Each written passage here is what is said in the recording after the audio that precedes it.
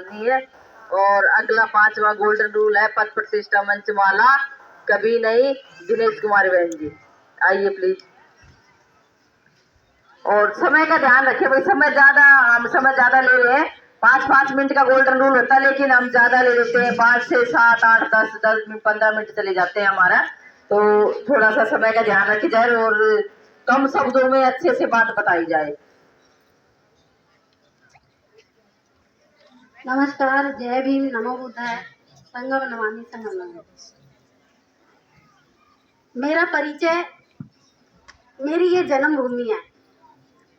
मेरे फादर श्री प्रेमलाल जी और मेरी माता जी राजेश्वरी, और मैं एक सेंट्रल गवर्नमेंट की एम्प्लॉय हूँ। ये मेरा परिचय है। मेरा नाम दिनेश कुमारी है। मैं अभी 14 साल से फिलहाल बुराड़ी में रहती हूँ। आज संघ से आदेश हुआ कि गोल्डन नियम 5 पर मुझे अपनी बात रखनी है, जिसमें है पद प्रतिष्ठा मंचमाला कभी नहीं। समन संघ में मुझे फरवरी से मैं आई हूँ। मैंने जब से देखा है मुझे अच्छा लगा, तभी मैं आई। और जितने गोल्डन नियम हैं उनसे रूबरू हुई, सारी चीजें अच्छी लगी। तो मंचमाला, पद प्रतिष्ठा मंचमाला कभी नहीं, इसमें 4 शब्द हैं। 4 शब्दों में सबसे पहले पद है। तो सबसे हमारा जो ये संघ है, हमारे जो महापुरुष है तथागत महात्मा बुद्ध हुए हैं, उनसे भी पुराना संघ है। महात्मा बुद्ध भी संघ में ही पैदा हुए। तो ये हमारा जो संघ है, हमें देखा गया है कि उस टाइम पे भी कोई पद नहीं थे। हमारे जितने भी बौद्ध भिक्षु थे वो सब एक दूसरे को भंते ही कहते थे, और बुद्ध भी भंते ही कहते थे। कोई पद नहीं होता। पद होता है जैसे ऑफिस में हो गए पद, ऑफिस में किसी इंस्टीट्यूट में हम देखते हैं कि ऊंचे से लेकर नीचे तक एक सफाई कर्मचारी और ऊपर जो चलाते हैं, तो उनमें क्या होता है कि भेदभाव की भावना होती है। सब अपने अपने पद के हिसाब से काम करते हैं, और जिसको जैसा पद होता है वो अपने आप को ऊंचा और नीचे की जो मतलब है जो काम करते हैं वो ऐसे काम करते हैं।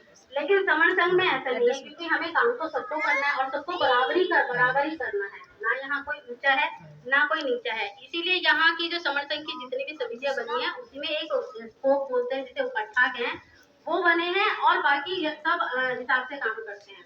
समण संघ की इतनी आंखें हैं कि कोई काम ज्यादा कर रहा है या कोई काम कम कर रहा है। और इसमें यहाँ पर प्रतिष्ठा है। अगर किसी को प्रतिष्ठित किया गया, ना कोई यहाँ पे वीआईपी है ना कोई वीवीआईपी है, यहाँ पर सभी समान हैं, सब बराबर हैं। जिससे क्या है वो अपने आप को नीचा समझते हैं।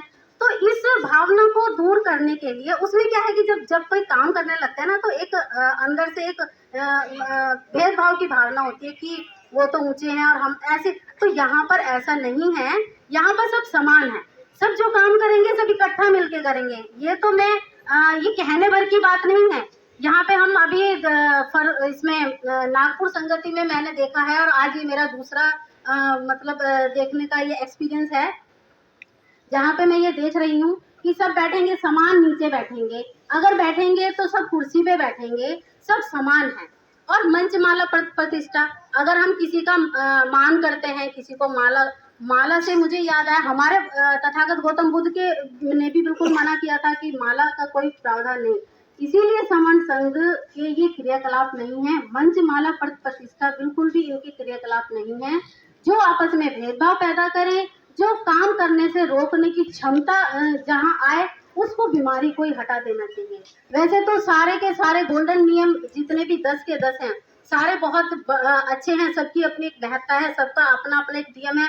मैं किसी एक को ये नहीं कह सकती कि ये अच्छा, केवल चंदा। बिल्कुल बिल्कुल सही बात है कि चंदा भी है, जातिवाद अभी सर ने बोला, कितना अच्छा बोला। इसी तरह से हमारे पद प्रतिष्ठा मंचमाला भी नहीं है। अगर हम किसी का माला से या दुसाला से या पटका से किसी का स्वागत करेंगे, तो किसी का हमारा स्वागत भी होगा, किसी का मान करेंगे तो किसी का अपमान भी होगा।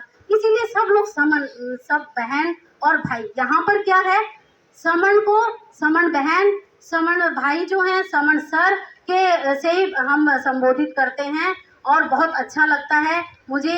और मैं चाहती हूँ कि जैसे मैं जुड़ी हूँ वैसे ही और सारे बहन भाई हमारे जुड़े, और हम क्योंकि जब जुड़ेंगे तभी जीतेंगे। हमारी आने वाली पीढ़ियों से हम ये सवाल जवाब कर सके, क्योंकि हम अपने बाबा साहब को देखते हैं। बाबा साहब की अगर वो अपने सिर्फ परिवार के लिए करते तो हम और आप यहाँ नहीं बैठे होते, बिल्कुल नहीं बैठे होते। इसलिए हमें थोड़ा बहुत देना है अपना, जितनी हमसे तन मन धन से जितनी भी सेवा हो सके। समण संघ की एक ऐसी विचारधारा है जिससे हम जीतेंगे, जुड़ेंगे, जीतेंगे। मेरे इस वक्तव्य में अगर कोई त्रुटि हुई हो, किसी की भावना को ठेस पहुंची हो, तो मैं संघ से माफी चाहूंगी। संघ मुझे माफ करे, माफ करे, माफ करे। संगम नमामि, संगम नमामि, संगम नमामि। साधु साधु सर साधु। एक चीज और, मेरी अपनी इच्छा ये है कि ये जो समण संघ का एक ग्रंथ है, ये मैं अपनी इच्छा से, मेरे बहन भाई हैं सब मिलके हम ये देना चाहते हैं। वैसे इसकी कीमत 25 रुपए, पर हमारी अपनी पर्सनल एक इच्छा जाहिर है कि हम सबको दें, ताकि जिससे जो मैं समझ पाई हूँ हर घर में ये पहुंचे और हर घर में समझदारी से जो है ये इसकी जानकारी मिले। संगम नमामि। समण संघ जो वितरण कर रहे हैं ये उसके लिए बहुत बहुत साधुवाद बहन जी, आपने इतना बड़ा बिल दिखाया। और हम सब ये 25 रुपए का हमारा समण ग्रंथ है, हर भाई बहन यहाँ से ये बताइए अगर कोई कमी बिसी है तो उसको ठीक करेंगे और हम अपने संघ में सुधार करेंगे और आगे बढ़ाएंगे। अगला गोल्डन रूल इसी कड़ी में, पंजीकरण कभी नहीं। तिलकराज सर प्लीज आइए और गोल्डन रूल 6 पर अपनी बात रखिए प्लीज, तिलकराज सर। और सरकारी नौकरी से सेवारत हूँ, अभी मैं रिटायर हुआ हूँ। तो मुझे संघ ने आदेश दिया है, जो गोल्डन विनय है, गोल्डन रूल है नंबर 6, पंजीकरण कभी नहीं। कोई प्रोडक्ट होता है जैसे मोबाइल हो गया या कोई सामान खरीदा है हमने, कोई भी प्रोडक्ट, उसका पंजीकरण होता है, उसकी हम पर्ची बनाते हैं और अपने घर में लेके आते हैं, वो हमारा मालिकाना हक हो जाता है, हम उसके मालिक हो जाते हैं।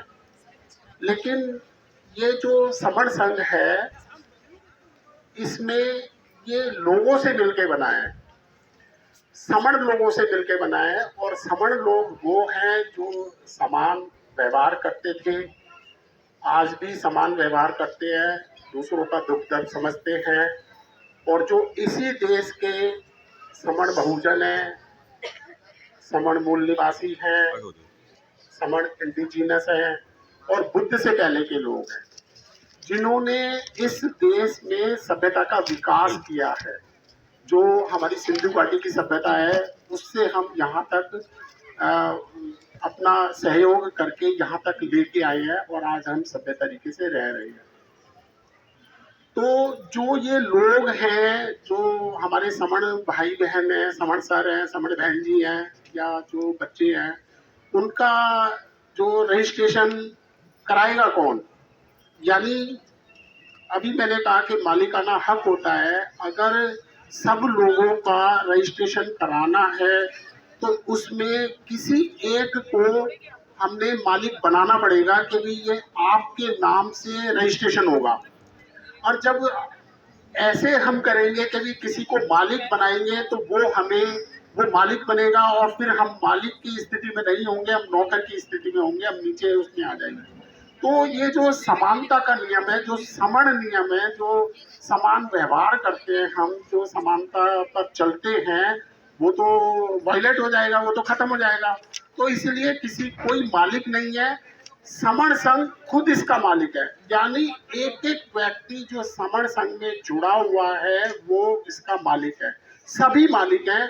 अब इसका काम कैसे चलता है? तो समण संघ में सब लोग इकट्ठे होते हैं, अपनी विचारधारा से, अपने विचार विमर्श से जो भी परेशानियां आती है उनको सुलझाते हैं, आपस में विचार करते हैं और एक निर्णय लेकर के उस पर चलते हैं, क्योंकि इसमें कोई विपक्ष नहीं होता, सारे पक्ष वाले होते हैं। और जब साथ रहना है, साथ जीना है, जैसे समण संघ की सबसे छोटी इकाई जो है वो परिवार है, तो उसमें विरोध कैसा? उसमें जो है हम उस परिवार से निकल के तो कहीं जा नहीं सकते, तो हमें रहना परिवार में ही है। तो इसीलिए हम सब साथ रहते हैं, इसमें इसका पंजीकरण नहीं होता है। एक मैं भारत के जो नियम कानून है उसमें मैं बता दूं कि जो पंजीकरण होता है वो 2 तरीके से होता है। एक होता है कंपनी एक्ट के थ्रू। जो कंपनी एक्ट होता है उसमें जैसे हमने कोई 2-4 लोगों ने मिलकर के कंपनी बना ली या संगठन बना लिया, तो उसमें हम उसका रजिस्ट्रेशन कराते हैं कि ये हमारी कंपनी है, ये हमारी पूंजी है और हम जो है इसके मालिक हैं, हम जो है इसके पदाधिकारी हैं। तो यहाँ समर संघ में पद तो होता नहीं, जैसे अभी दिनेश कुमार जैन जी ने बताया कि पद प्रतिष्ठा मंच वाला कभी नहीं। तो हम जो काम करते हैं वो कमेटीज में इकट्ठा होकर के करते हैं और अपनी जिम्मेदारी समझ के करते हैं, ना कि पद तो कोई होता नहीं। तो वो जो कंपनी एक्ट के थ्रू जो रजिस्ट्रेशन होता है उसमें मालिकाना हक हो जाता है, फिर वो अपनी चलाते हैं कि मेरी कंपनी ऐसे चलेगी, मैं इसका मालिक हूँ। लेकिन यहाँ तो ऐसा है नहीं, यहाँ तो जोड़ना है। और ये जो हमारा समर संघ है ये प्रकृति की देन है। प्रकृति को ध्यान में रख करके या जो जीव जंतु है उनको ध्यान में रख करके बुद्ध से भी पहले लोग जो जिन्होंने सभ्यता का विकास किया है उन्होंने ये वो भी संगठन रूप का ही रूप है। और जैसे कोई इलाकों की वो होती है RWA होती है, वो बना ली, तो उसमें भी पदाधिकारी हो जाते हैं। तो वो जो है अपनी मनमानी करते हैं। जब कोई व्यक्ति मनमानी करेगा तो वो फिर असमानता फैलेगी, कोई छोटा होगा कोई बड़ा होगा। लेकिन समर संघ में सभी बराबर है, चाहे वो एक छोटा बच्चा हो चाहे वो कितना भी बुजुर्ग हो, सब समान है, सबको काम करना है, सबको जो है अपनी जिम्मेदारी निभानी है, जोड़ना है। और समर संघ का एक ही उद्देश्य है कि हमने अपनी सुरक्षा, अपनी मतलब सुरक्षित रहना है, अपनी सुरक्षा पे ध्यान देना है। और दूसरा है सुखमय पूर्वक जीवन बिताना है। और तीसरा है कि निरंतर विकास, समनों का विकास, समन लोगों का विकास। तो इस रास्ते पर हमने चलना है। मेरी इस बात से किसी को कोई ठेस लगी हो तो मैं संघ से माफी चाहता हूँ।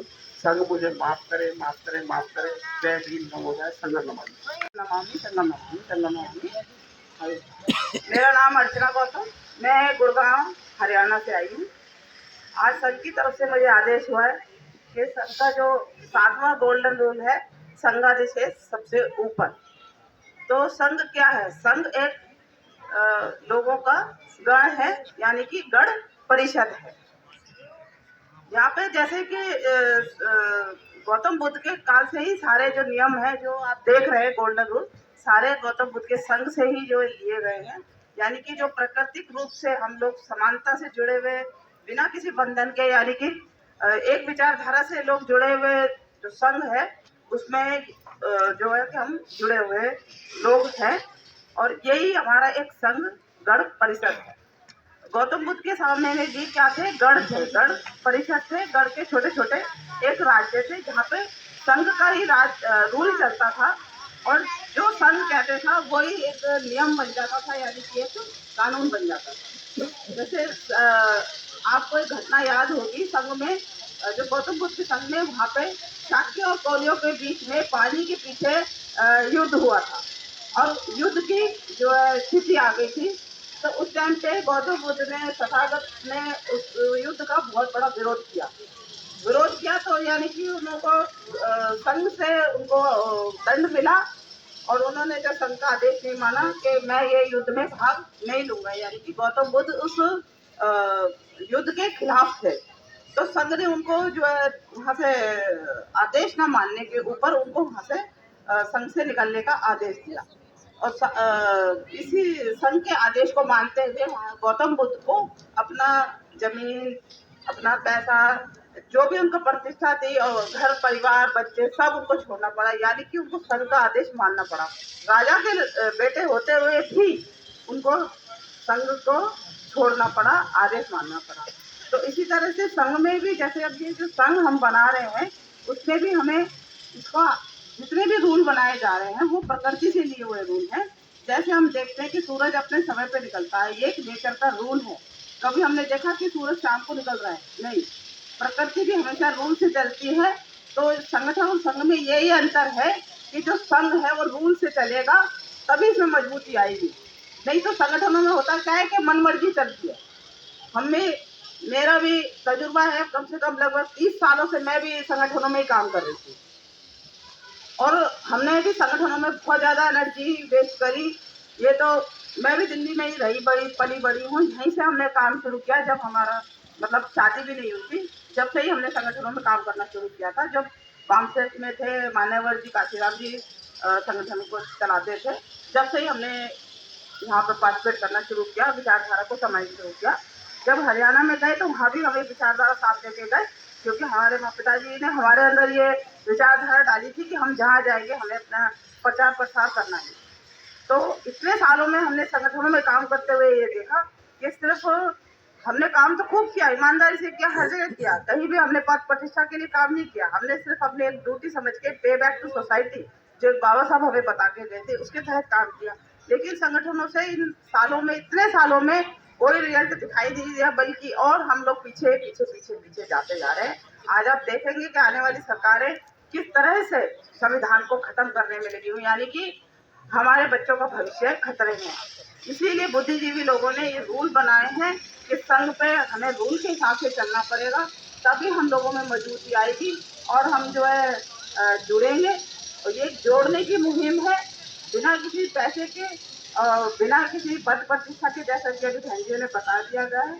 एक एक रूल इसका बहुत स्ट्रॉन्ग है और इसको हम समझेंगे। खासतौर से मेरी बहनें जो कि किसी कार्यक्रम में बहुत मुश्किल से आती हैं, यहाँ अच्छी संख्या है यहाँ पे, इसके लिए मैं दिनेश कुमारी बहन जी को बहुत बहुत और उनके परिवार को बहुत बहुत साधुवाद दूंगी कि उन्होंने ये संगति लगाई। तो इसी के साथ मैं अपनी बात को समाप्त करूंगी। अगर मुझसे कुछ बोलने में गलती हुई हो तो मुझे संघ 3 बार क्षमा करें, संघ से मैं माफी मांगती हूँ। संगम नमामि संगम नमामि। तो हम ये बताना चाहते हैं कि हम राजा, इस जो इसका शाब्दिक अर्थ है राजनीति, यानी कि राजा की नीति। जो पहले राजा महाराजा होते थे ना, आज भी लगभग वही नीति चल रही है।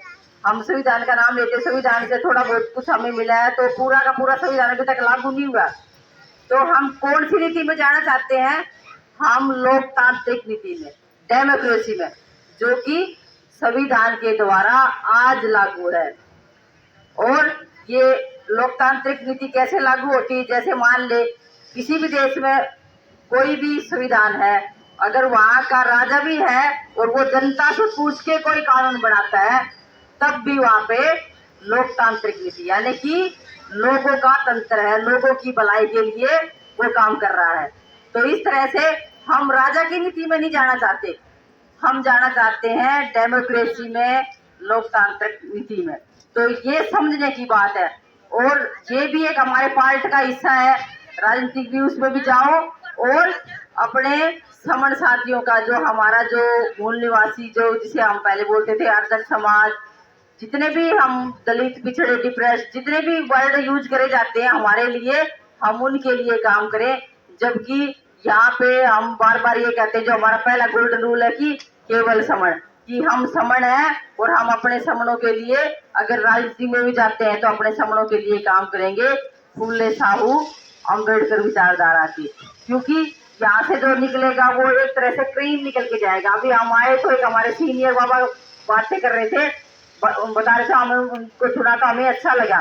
तो ऐसे ऐसे बुद्धिजीवियों से हमें जो सीखने को मिलेगा, और जितने भी हमारे जो अम्बेडकराइट लोग हैं या जितने भी अच्छी लिबरल सोच के लोग हैं, वो जैसे जैसे हम अपने महापुरुषों को पढ़ेंगे तब हमें पता चलेगा कि संघ में आके जो हमने अपने आप को, जिसे जो सीखने का जो मौका मिल रहा है, या जो हमें आगे जाके समाज में काम करने का मौका मिल रहा है, वो कैसे राजनीति में जाके हम काम कर सकते हैं अपने समणों के लिए। तो उसमें अब जैसे आज की जो परिवेश है, आज का परिवेश कैसा है कि अब भी जितना हमारे को मिलना चाहिए था या जितना हमारा राइट बनता था वो आज भी नहीं मिल रहा। आज क्या हो रहा है? जिसकी लाठी उसकी भैंस, यानी कि जिसके पास मेजोरिटी है वो कैसा भी कानून को तोड़ मरोड़ ले, संविधान का संशोधन कर ले।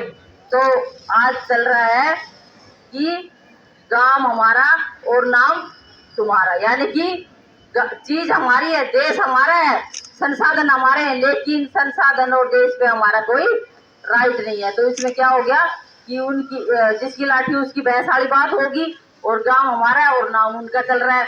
तो हम जाएंगे तो वहां पे क्या करेंगे? हम अपने जो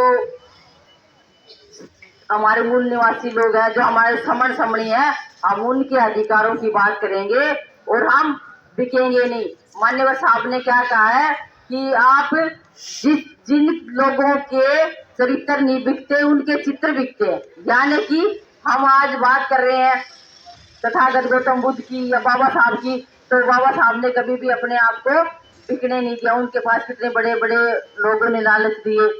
ऐसे ही हम जब संघ में आए तो हमें पता चला, हम संगठनों में बहुत धक्के खाए और संघ में आए तो पता चला कि अपने आप को गड़ाने के बाद ही, जैसे सोने को गड़ाने के बाद ही वो बनता है ना, कुंदन बनता है, पारस बनता है, तो हम जब अपने आप को गड़ाएंगे तभी हम अपने जैसे अंकुरित फल पैदा कर पाएंगे। कोई भी बीज अगर हम डालते हैं जमीन में तभी जी वो अंकुरित होके अपने जैसे कितने ही, जैसे पेड़ को देखो, निमोली लगी हुई है, आम लगे हुए हैं, क्यों जो जितने भी चीजें हैं आप उन्हीं से देख लो, ये भी एक नेचर का हिस्सा है। तो ऐसे ही आज तक जितने भी लोगों ने काम किया है तो वो हम उसको बुरा नहीं कह सकते, अच्छा ही किया जिसने भी किया, लेकिन ये भी हमारा एक इम्पोर्टेंट पार्ट है।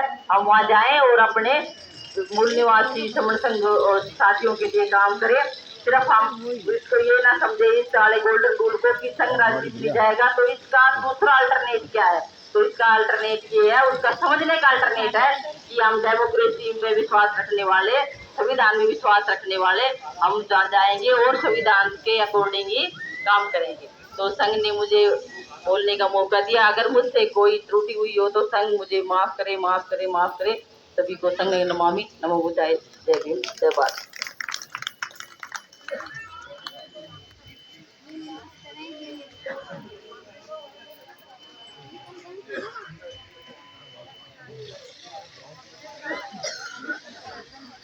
जितने भी साथी हमारे नीचे खड़े हुए सब लोग ऊपर आ जाएं, क्योंकि 2 गोल्डन रूल है। इनके बाद में मुख्य कॉन्सेप्ट होगा संघ का, जो बहुत ही इंपॉर्टेंट है, जिसको सुनने के लिए हम यहाँ पधारे हैं।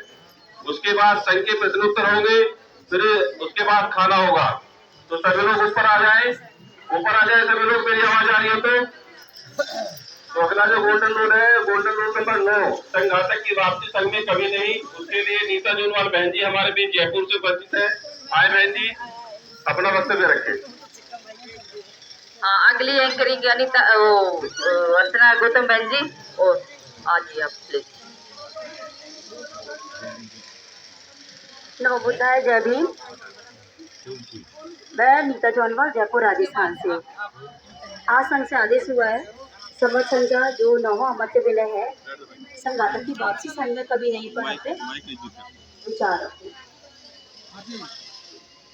यूँ तो तथा ये संघ जो है तथागत बुद्ध के समय से है, उनके पहले से भी है। संघ होता है, संघ था तो जो नियम थे, उन नियमों को सब लोग मानते थे, सभी संघी अपनाते थे, उनको अच्छे से चलते थे उन नियमों पर। अगर उनके नियमों के विरुद्ध कोई चलता था, उनके नियमों के विचारधारा के विरुद्ध कोई काम करता था या संघियों को बरगलाता था, तो वो संघात की श्रेणी में आता था और संघ उनको कोई दोषी होता था उसको दंड भी दिया जाता था। तो संघ में दंड देने की प्रक्रिया ये थी कि वो संघ उसी समय निर्णय करते थे कि या तो उसको चेतावनी देके छोड़ा जाए या संघ से निकाला जाए। तो उसी का एक उदाहरण है, भगवान बुद्ध के समय की बात है। उनके नए शिष्य थे, 500 नए शिष्य थे, उनको उन्हीं के भाई जो देवदत्त थे वो बरगलाकर ले गए अपने साथ। तो भगवान बुद्ध ने उनको अपने शिष्यों को भेजा, उनको सही बात बताई, समझाई और उनको वापस लेकर आए। लेकिन संघ ने देवदत्त को माफ नहीं किया, संघ ने सजा दी। हालांकि सब जानते थे कि देवदत्त जो है भगवान बुद्ध के भाई हैं, फिर भी संघ ने उनको माफ नहीं किया और उनको सजा संघ से बाहर कर दिया गया, जिसका परिणाम ये हुआ कि देवदत्त की मृत्यु बहुत ही दर्दनाक हुई थी। उनका संघ ने कभी साथ नहीं दिया किसी भी सदस्य ने।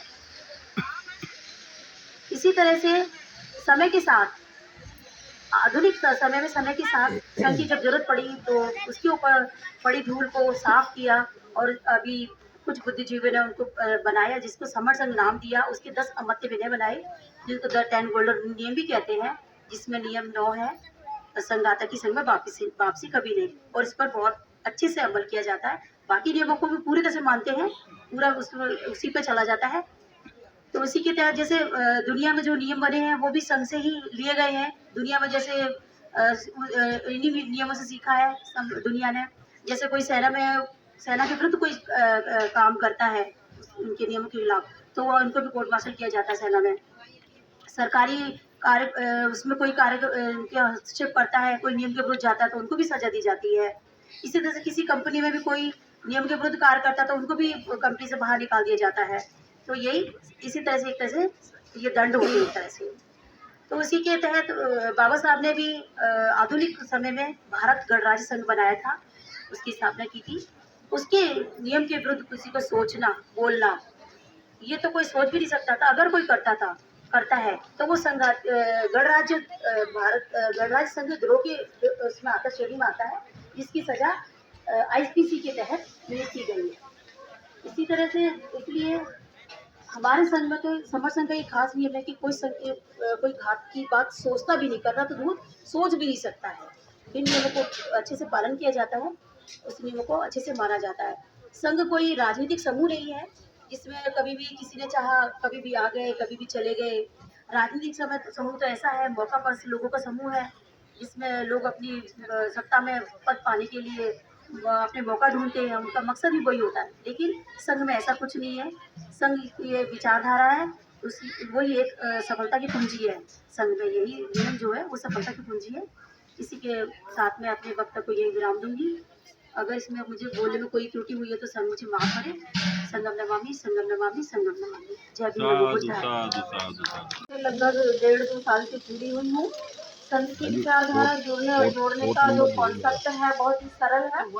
और अभी हमारे जो समण भाई और बहनों ने यहाँ पे गोल्डन रूल आपको बताए, जिनमें ये पहला था केवल समण, और दूसरा चंदा कभी नहीं, तीसरा जाति अभ्यास नहीं, और चौथा केवल संघवाद, पांचवा पद प्रतिष्ठा मंचमाला नहीं, छठा पंजीकरण नहीं, और सातवां संघाधिदेश से सबसे ऊपर, आठवां संघ राजनीति में नहीं जाएगा, और 9वां संघ घातक की वापसी कभी नहीं।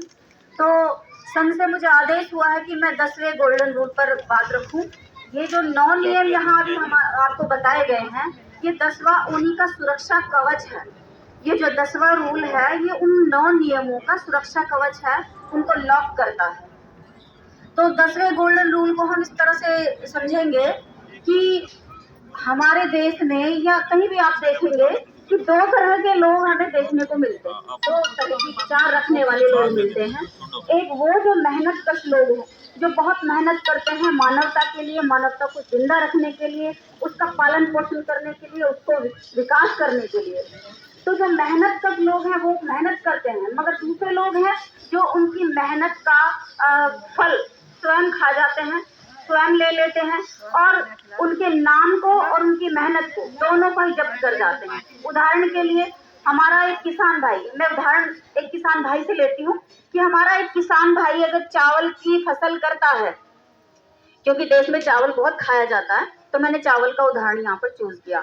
तो चावल की जब फसल होती है तो उसे 4-6 महीने तक उसकी देखभाल करता है, उसमें समय लगाता है, मेहनत करता है, और जब वो फसल तैयार हो जाती है तो उसे बाजार में लेकर जाता है, और उस मेहनत का जो दाम मिलता है वो बहुत ही कम मूल्य में मिलता है।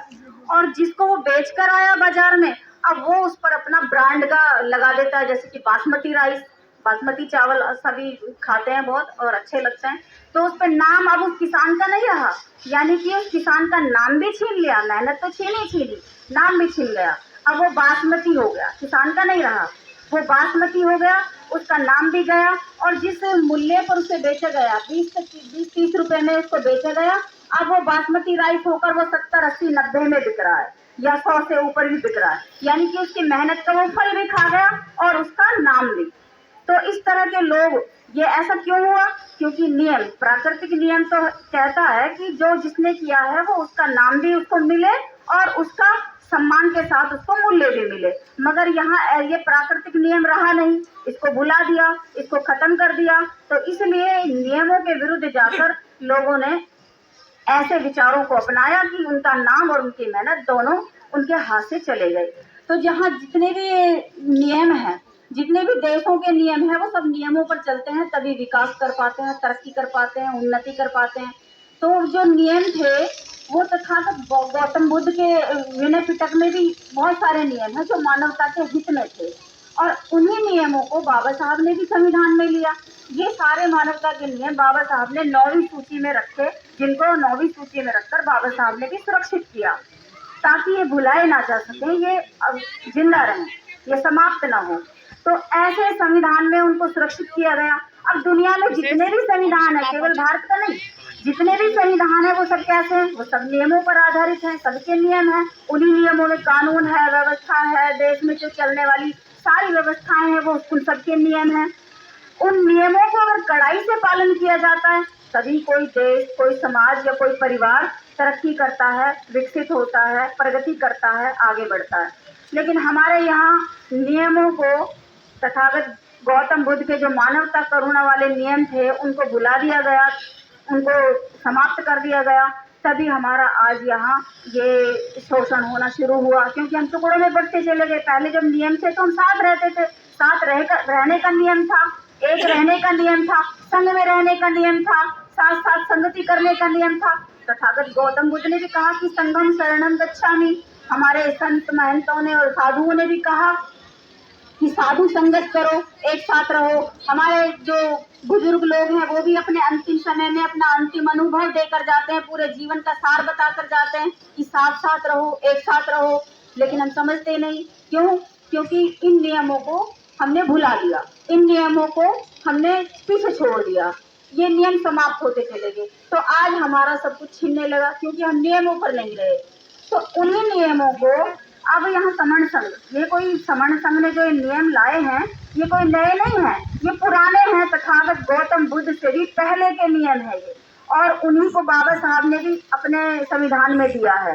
और उन्हीं नियमों के बारे में हमारे संत महापुरुषों ने भी हमें बताया है कि एक साथ रहो, संग में रहो। तो वही नियम यहाँ संघ ने भी बनाए और लोगों के सामने रखे, और हमारे देश के लोगों को ये, क्योंकि पुराने नियम हैं, पुराने हमारे खून में रमे बसे हैं, तो जैसे ही हमारे सामने आए तो हमारे लोगों ने उनको पहचानना शुरू कर दिया और लोग धीरे धीरे संघ में आने लगे। हम देखते हैं कि जहाँ प्रकृति के जो नज़ारे हैं, प्रकृति की जो जितने भी जीव जंतु हैं उनको देखते हैं कि वो भी सब संग में रहते हैं। ये मधुमक्खियाँ हो गई, हमारी मछलियाँ हो गई, पानी में जो रहने वाले जीव हैं वो भी सब संग में रहते हैं। जो भी संग में रहे हैं उनका अस्तित्व आज तक बचा रहा है, आज भी जिंदा है। और जो संग में नहीं रहे वो उनके अस्तित्व ही समाप्त हो गए। आपने देखा होगा कितनी सारी प्रजातियां धीरे धीरे समाप्त हो गई हैं। तो जिनके संग नहीं रहे वो समाप्ति की ओर बढ़ते चले गए, लेकिन जो संग में रहे उनका अस्तित्व आज भी मौजूद है। जब प्रकृति के हम संसाधनों से सीख रहे हैं तो प्रकृति भी संग में रहती है, देश व्यवस्था सारे कानून संग में नियमों पर चलते हैं। तो संग में रहने का और नियमों में बंधने का हमारा ये तो हमारा जन्मसिद्ध अधिकार है, क्योंकि ये तो हमारे महापुरुषों का संग था। तो हमारा तो जन्मसिद्ध अधिकार है कि हम संग में रहें और इन नियमों को मानें। तो ये नियम, जो 9 नियम अभी आपको बताए गए हैं, ये इन्हीं 9 नियमों पर हम जब भी चलेंगे, हमारा समाज, हमारा मूल निवासी समाज, हमारा समण समाज जब भी इन नियमों को अपनाएगा, इन नियमों पर चलेगा, तो हमारी देश की, हमारे समाज की और हमारे परिवार की विकास, उन्नति, प्रगति सब कुछ संभव है। वापस इन्हीं नियमों के तहत हम अपने सम्राट अशोक का साम्राज्य वापस ला सकते हैं, उनके जैसा राज हम वापस ला सकते हैं और भारत को वापस सम्मानित तौर पर देखा जा सकता है अगर हम संग में रहें और इन नियमों का कड़ाई से पालन करें। तो यहाँ संघ ने मुझे ये मौका दिया, मैं सभी के आभारी हूँ। और अगर मेरे किसी बात से किसी को दुख पहुंचा हो, कोई आहत हुआ हो, तो मैं संघ से क्षमा प्रार्थी हूँ। आप सभी ने मुझे सुना, धन्यवाद। जय भीम, नमो बुद्धाय, संघम नमामि।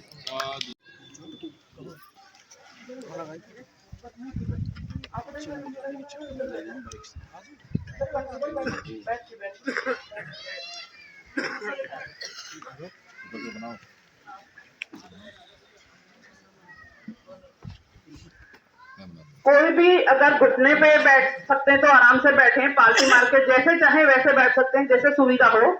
और 3 बार हम संघ को नमन करेंगे। हाथ जोड़ लें।